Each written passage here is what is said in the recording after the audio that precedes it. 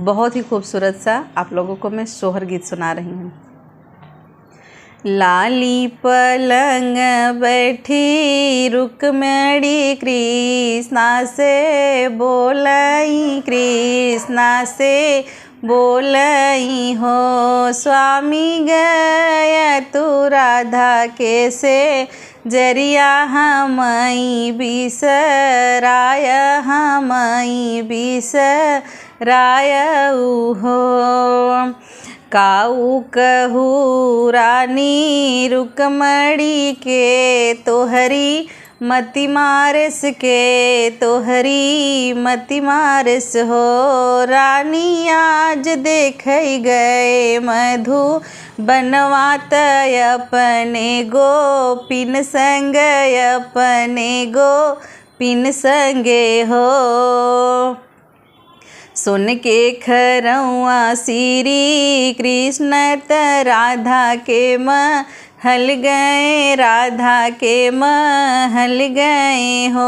राधा तोहरी बहनी रानी रुक्मिणी तो है गरिया, मैं तो है गरिया मई हो।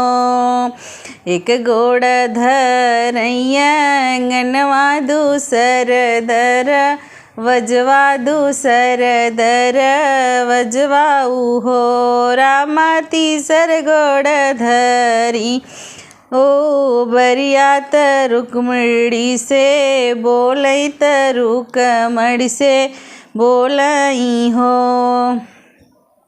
बैठई के दीहिन बैठकवात ओढ़न के, ओढ़नवात ओढ़न के ओढ़न दीही हो। रानी सोवऊ तू लाली पलंगिया सुता हो, रानी राधे सुतऊ रानी राधे नी हो।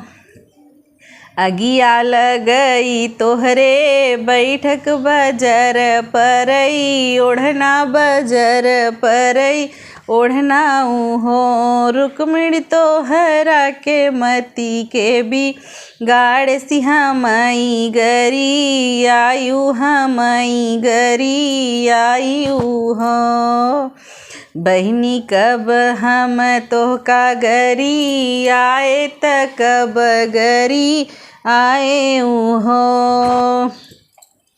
अंगने ठाड़ी हैं कृष्णा त भीतरा से, राधा त भीतरा में राधा बोलई हो।